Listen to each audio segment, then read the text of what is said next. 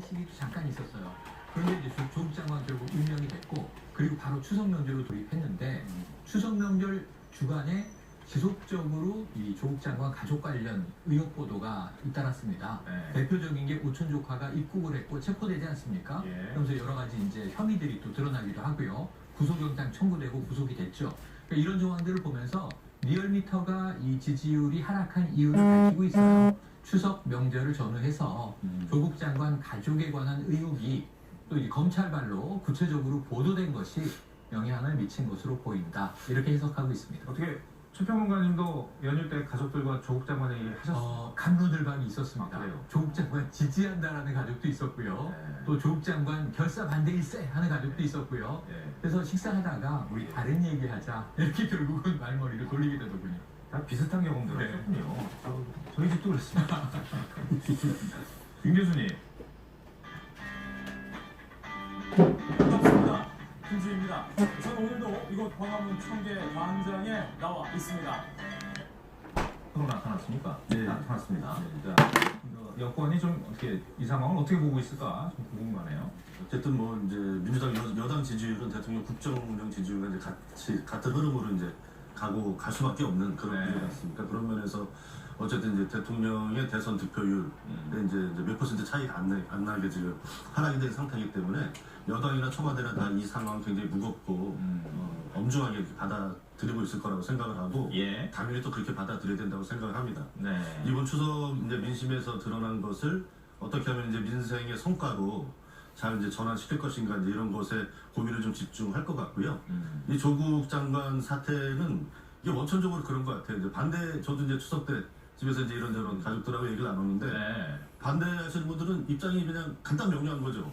그 사람 문제 많은 것 같더라. 뭐 이런저런 얘기. 한두 마디면 딱 끝나요. 근데 그래도 조국 장관을 임명해야 되지 않겠느냐 이런 생각을 갖고 있는 사람들은 설명하기가 굉장히 복잡하고 어렵습니다.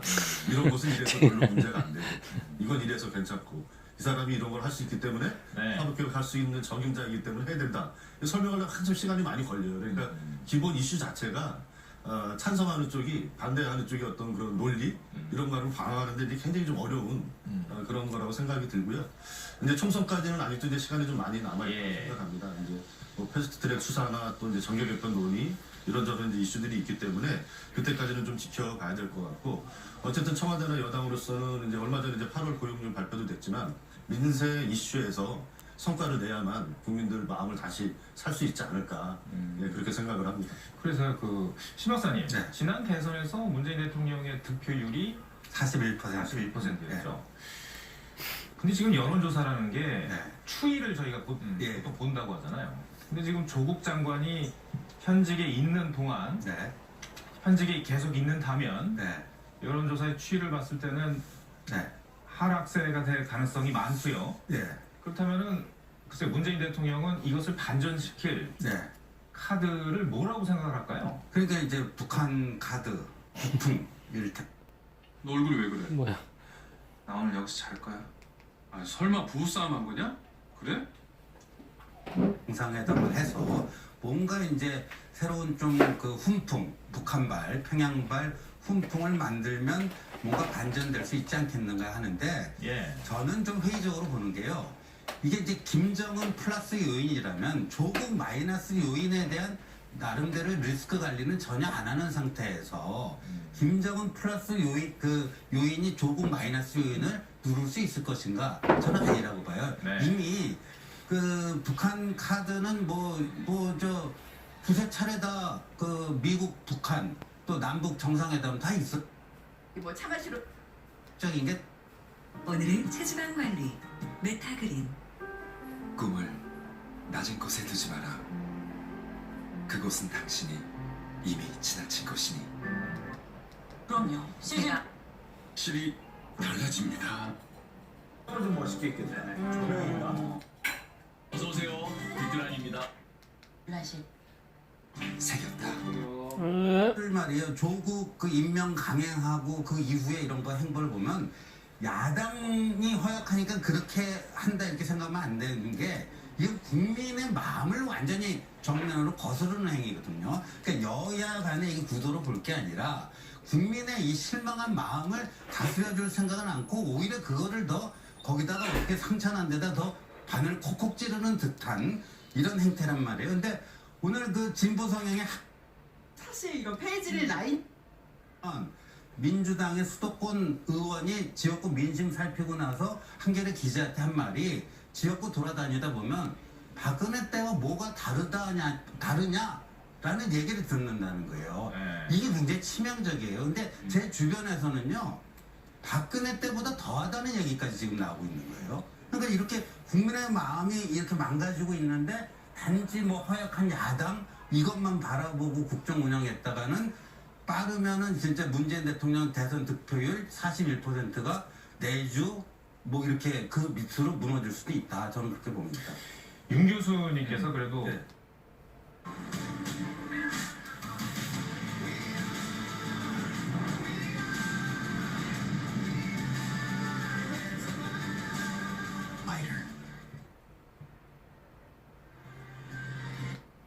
혹시 지금쯤에서 조국 장관 거취를 어떤 정할 가능성 있다고 보세요? 어떠세요? 글쎄 제가 봤을 때는 뭐 지금 시점에서 네. 그런 건 아닐 거라고 생각을 하고요. 처음에 이제 임명됐을 때 잠깐 임명했을 때도 이제 이 자리에서도 그런 얘기를 했던 것 같은데 네. 이제 대통령이 이제 그 변호인을 또 오래 변호사를 해오셨잖아요. 예. 또 법조인으로서의 어떤 그런 절차를 중시하고 또 이런 마인드가 또 굉장히 강한 분이잖아요. 그래서 아마도 이제 제 생각에는 여러 가지 이제 의혹이 제기가 된 상황에서도 임명을 한 것은 글쎄 그냥 제 느낌이 제 생각이 추측입니다만 부인이 이제 기소될 수도 있는 그리고 뭐 이제 법정까지 부인은 기소가 됐었죠. 예. 법정 이제 다툼까지도 네. 염두에 두고 임명하지 않았을까 저는 그렇게 좀 생각이 듭니다. 그렇죠. 만약에 네. 문재인 대통령이 정말 그런 생각이라면 그러면 이제 저게 아까 우리가 봤던 여론조사는 리얼미터 조사예요. 네네네. 리얼미터 ARS로 하잖아요. 자동응답 전화로 하거든요. 네. 그래서 저기에서 사실 1%, 2%가 오르락 내리락 한다면 별다른 의미가 없어요. 다 오차 범위 내에 있는 거예요. 그래서 저 리얼미터 여론조사를 우리가 정확하게 이해를 하려면 사실은 추세가 굉장히 중요해요. 뭐 1, 2% 그러니까 46.3에서 47.2는 사실상 같은 거예요. 뭐 좀 올랐다 이렇게 얘기할 수가 없는 거예요. 저거는 오차 우리 전화를 받다 보면 오차가 있을 수 있잖아요. 그런 정도고 그러나 대세 하락이잖아요 지금. 예. 몇 주 사이에 대세 하락. 저거는 굉장히 중요한 것이고 이거를 반전시킬 계획이 뭐 다른 방법이 없잖아요. 이미 뭐 남북 정상회담 카드는 다 썼어요. 그리고 국민의 마음이 돌아서면은 이 마음이 돌아서면 설령 남북 정상회담을 하더라도 이 돌아선 마음을 다시 되돌리기가 쉽지가 않아요. 그런 점에서 본다면 이거는 본질 문제가 결국은 조국 장관 문제 아니겠습니까? 그 본질 문제를 문재인 대통령이 이제 정면으로 접근할 것이냐 아니면 그냥 끝까지 어찌됐든 나는 그 조국 장관을 여기서 사퇴시킬 수가 없다 하는 끝까지 갈 것이냐 이런 선택이 나온 거죠. 네.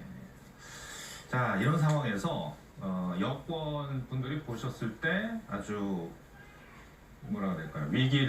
위기의식을 느꼈을 법한 그런 상황들이 우리 사회에서 벌어지고 있습니다. 어제 낮에는 이 대학 교수 북한은요, 박근혜 전 대통령의 탄핵 직후에 확실한 사업 3개가 있다며 업체를 찾아다녔던 것으로 드러났습니다. 그런데 알고 보니 조 장관의 오촌조카가 얘기한 그 확실한 사업은 2차 전지, 와이파이 등등 문재인 정부의 국정 과제였습니다. 이거 어찌 된 일일까요? 어떻게 범죄자인 오촌조카가 그때 당시에 미리 발표될 문재인 정부의 100대 사업을 알고 있었던 걸까요? 정확히 말하지만 수많은 등장인물 중에서 공직자 단 한 사람은 조국 장관뿐이라는 것. 잠시 후에 의혹 파헤쳐보겠습니다. 다음 신문입니다. 이번엔 중앙일보입니다. 윤석열 검찰총장이 거의 총력전을 벌이고 있습니다. 이쯤 되면 본인의 목을 걸고 하고 있다라고 봐도 무방해요. 미공개 정보로 주식거래 의혹을 했다는 신라젠을 잡던 여의도 저승사자까지 윤석열 수사팀에 합류시켰다는 겁니다. 남부지검 합수단 한문혁 검사입니다. 조국 사모펀드 수사팀에 합류했어요. 검찰의 저승사자까지 합류했다는 겁니다. 수사팀 검사만 수십 명, 역대급이다. 법조계에서는 조국 직접 수사의 포석이다라고 밝혔고 윤석열 검찰총장이 더 나아가서 문재인 대통령이 조국 장관을 임명하려고 했을 그 당시에 가족 펀드와 관련돼서 정말로 중대한 결함이 있을 수도 있다라는 의견을 청와대에 전달했던 사실이 뒤늦게 확인됐습니다. 윤석열 검찰총장의 우려에도 불구하고 청와대는 가족과 관련된 펀드에 문제가 있을 수 있다는 가능성을 알고도 임명을 강행했다는 얘기가 됩니다. 다음 신문입니다. 이번엔 한겨레 신문입니다. 문제는 지지율이에요. 조국 후 폭풍, 중도층 이탈이 뚜렷하다. 한겨레 신문은 이렇게 진단했습니다. 민주당 내부에서는요, 이거 호남 빼고 다 위험하다, 이런 반응이 나오고 있습니다. 대통령의 지지율이 역대 문재인 정권에게, 그러니까 문재인 정권이 지금 이 사태 본질을 좀 잘못 보고 있다. 뭐 유시민 씨나 뭐 이런 사람들이 나와서 조국을 방금 단계에 따르면 그 윤리위원장은 부순반으로 불신이 되신 거기 때문에 윤리가 열릴 수 없는 거 아니겠습니까? 그런 정치적인 동지를 선출된 제2의 최고위원을 이렇게 정치적으로 훈수하시는 것은 아니라고 생각이 듭니다. 절차적으로도 문제가 있었고, 그리고 내용적으로도 더 경한 사람들도, 더 중요한 사람들은 놔두고, 사실 대표님은 혁신위의 의결사항을 자동 상정되는 최고의 의결도 거부하셨습니다. 그거야말로 당헌정규 위반입니다. 정중을 따지면 우리 손학규 대표님께서 말씀하신 말도 뒤집으신 거고, 또 당헌당규도 위반한 그 사안이 정당 민주주의와 절차적 민주주의를 위반한 것은 더 큰 것입니다. 그런 측면에서 저는 말씀드린 거고요. 왜 조국 사태에 국민들이 분노하고 문재인 대통령한테 분노하겠습니까? 그 사안도 사안 하나하나 중요하지만 본인이 얘기했던 2, 3년 전에 트위터에 올렸던 혼자 정치하고 뭔가 법치를 따지고 고견한 척했던 그분이 본인은 더 추한 모습을 보였기 때문에 그 위선과 어느 도단 을 시작했습니다.